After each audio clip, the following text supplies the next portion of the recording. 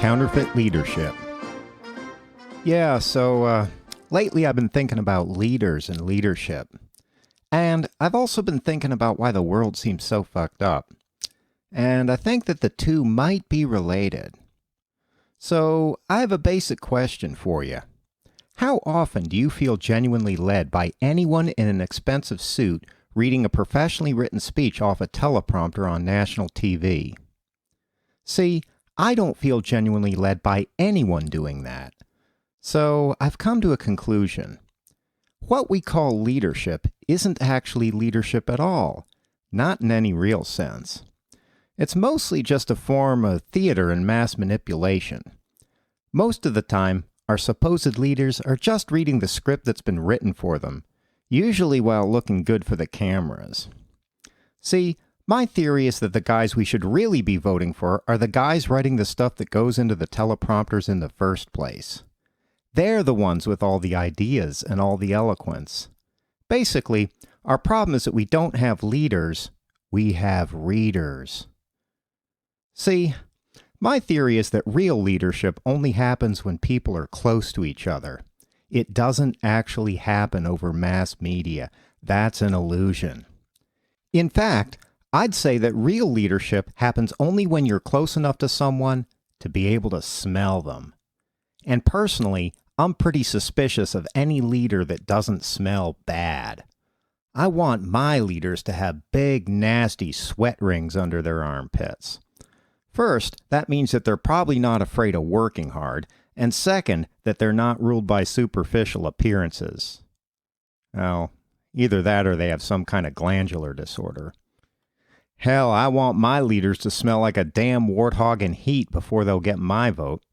And watch out for candidates dressed in $1,000 suits that smell like potpourri. What that means is that you're probably going to be working way harder than they ever will. People like that just want to be on top. They want to rule you, not lead you. Real leadership is about being with the people you're leading.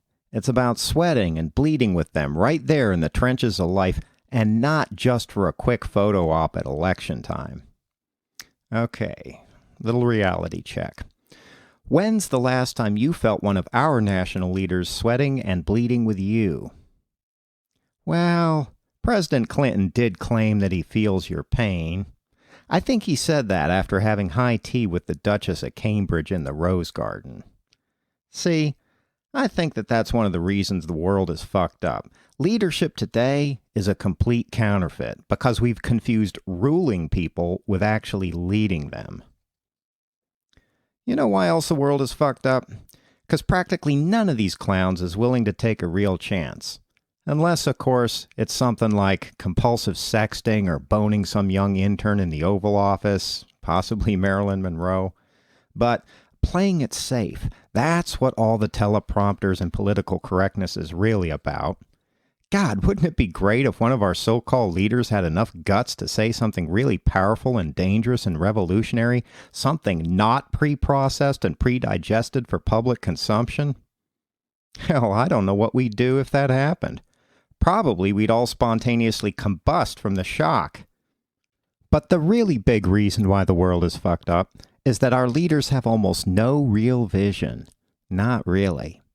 Their view of things is almost always bounded by the next erection. The next election. Not by the big picture of things. And by big picture, what I mean is having some kind of convincing idea of where we're all going. You know, where the human race is headed and why it's a good idea to be heading there. The closest thing to that our leaders have is all the drivel about growth. Everything's got to be growing and getting bigger all the time. Why? Because the economy needs to keep expanding. Population needs to be getting bigger and bigger all the time, and technology needs to keep pace to permit even more growth. Oh, fuck, that's not an answer. That's just a way of avoiding the question. Okay, so let's look at it for a second, shall we? Where does the paradigm of growth ultimately lead? Well, if you look at our current trajectory, it leads to producing more and more of us all the time, more and more people in this country and on planet Earth, and, of course, less and less of everything else. You know, other species, natural habitats, etc. Okay, so that's number one. More of us, less of everything else. And the next thing is, well, we're all supposed to be producing and consuming more and more stuff. More fancy cell phones, more cool clothes, more high-definition TVs, etc. So, I guess where we're heading is toward eventually covering the entire planet with ourselves and the crap we own. But, of course, then the dream is to use our technology to expand into outer space. But what are we going to do when we get there? Well, we don't know. Well, I guess we'll do the same basic thing. Colonize and consume other planets. In other words, the paradigm of growth is basically taking us in the direction of something like the movie Wall-E. In the absence of any real big picture vision among our leaders, it's all about doing whatever we can get away with. Basically being the consumers and annihilators of other species, and eventually other worlds. All of it justified by an ongoing ethic of insatiable, infantile self-gratification. Sounds just peachy, doesn't it? Okay, what I'm trying to get at is this. The main reason why things seem so fucked up is that underneath it all, everything is completely out of control, folks. Mostly because our leaders are complete fakes who have no real idea about where we're going or why we should be going there. But you know what I think would help with that? If our leaders had a little more creative imagination. You know, the ability to think thoughts that other people aren't and to see the big picture. So, okay, while we're at it, let's see if we can use our imaginations for a second right now. What might be a better direction for humanity?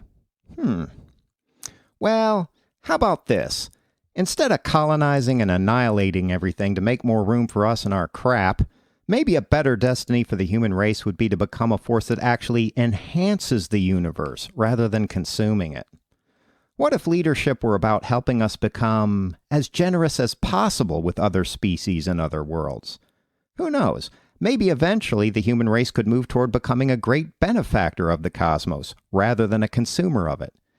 And maybe a little real leadership could help with that process. Okay, so let me end by making some suggestions about what you can do personally to help. First, don't vote for any more good-looking fuckers in expensive suits that smell like potpourri and who are just reading off of teleprompters. Vote for the sweaty, stinky, ugly person because he or she is more likely to work hard alongside you instead of just wanting to rule you. Step 2.